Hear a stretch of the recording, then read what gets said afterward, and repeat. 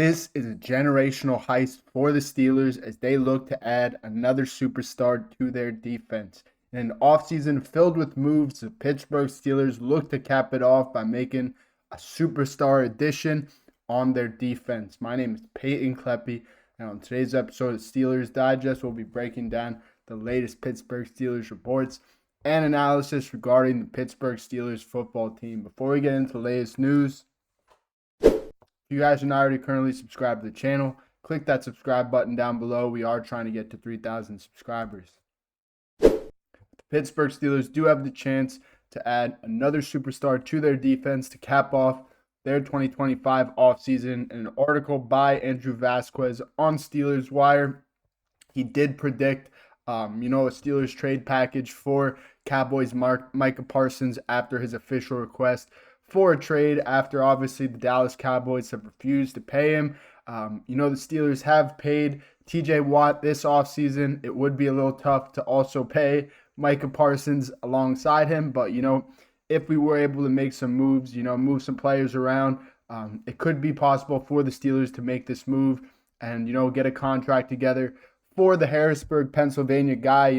Micah Parsons was born in Pennsylvania, did play at Penn State, and has said before that he would love to play for the Steelers if he did play for a Pennsylvania team. Why wouldn't you? The Pittsburgh Steelers are obviously the better Pennsylvania team overall. The Eagles may have their recent Super Bowl wins, but if we look at longevity, look at overall franchise, success, the Pittsburgh Steelers are obviously the better Pennsylvania team.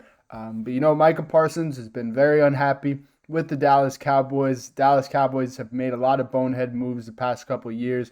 Their owner, Jerry Jones, has really been very stingy with his money, does not want to pay his players, but has learned some tough lessons after paying guys like Dak Prescott a boatload of money when he was probably not even worth it. Dak Prescott has been very average, peaked very early in his career. In his rookie year, had a ton of success, but since then, he's really just chasing that high, trying to get to the playoffs. The Cowboys haven't even got to the playoffs the past couple of years, and they still got to pay a ton of guys on that offensive line, still got to pay some other guys on the defense. So it really leaves a guy like Micah Parsons out, who has been very consistent for the Cowboys since being drafted, has had multiple double-digit sack seasons, and is only getting better. I do believe he's the favorite for Defensive Player of the Year next year. So having two guys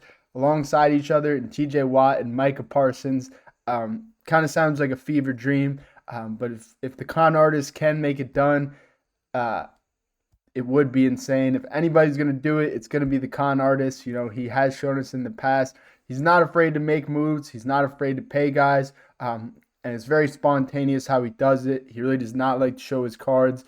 But I do think that the Pittsburgh Steelers could make another play for Micah Parsons, or even a guy like Terry McLaurin. The Steelers have been reported to make a call to the Washington Redskins for Scary Terry. The real only holdup in that situation was Terry McLaurin wants to be the number one receiver, and obviously coming into Pittsburgh, he would be that number two receiver alongside DK Metcalf. He would not get that number one receiver opportunity.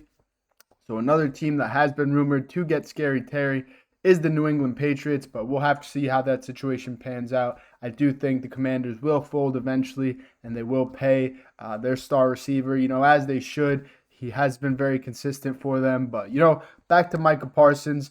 In the article, Vasquez does give, what potentially we would have to give up for getting a guy like Micah Parsons. So he would say Alex Highsmith, obviously our starting right outside linebacker, we did pay a few years ago, a 2026 second-round pick, a 2027 second-round pick, and a 2027 seventh-round pick. So I do think, this would be kind of a discount for the Pittsburgh Steelers. Alex Highsmith obviously has been a great player for us. Should have made the Pro Bowl a few years ago with that double-digit sack season when TJ Watt was hurt. He did move over to that left outside linebacker position, I do believe, when TJ was hurt, and did have a ton of success. So, We did pay him a few years ago to stay in Pittsburgh, but, he has had some trouble staying on the field, has dealt with his fair share of injuries, and he also just got another injury in camp. He is dealing with a groin issue, so the Pittsburgh Steelers could look to say, see you later, ship him out of town like they did Minkah Fitzpatrick. Unfortunately, I do really like Minkah Fitzpatrick as a player, but, for the financial compensation we were giving him, I believe it was like $72 million for that full contract. He was really not producing, was, kind of the issue on the defense last year with the communication issues. So it was sad to see Minkah go, but ultimately it did make our team a lot better as we did bring in a star cornerback like Jalen Ramsey and a Pro Bowl caliber tight end in Jonnu Smith, who's going to be a hybrid player for us. He could play at that wide receiver position, but he could also play at his main position at tight end. But he could also play at that fullback position. We'll have to see what the Pittsburgh Steelers do. They just switched Mark Robinson to fullback from that linebacker position. So, they do have a lot of options on offense. We really just got to get the ball rolling as training camp keeps going. But, back to Micah Parsons.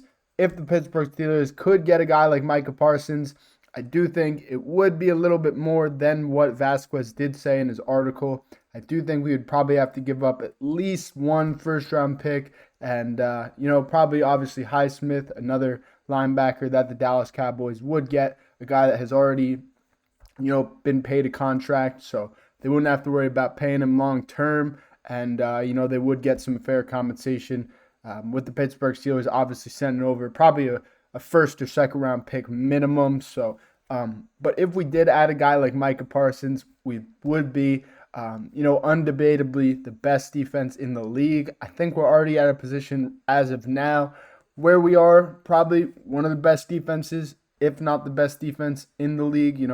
When we did add a guy like Jalen Ramsey and guys like Chuck Clark and Juan Thornhill, it really did add a lot of talent to our defense. We got a guy in Jalen Ramsey at that cornerback position who's not afraid to tackle. Also a great cornerback who can follow the number one receiver and was also ranked the number one safety coming out of the draft for the Pittsburgh Steelers at that safety position and also at that cornerback position. So, Jalen Ramsey is a very versatile player.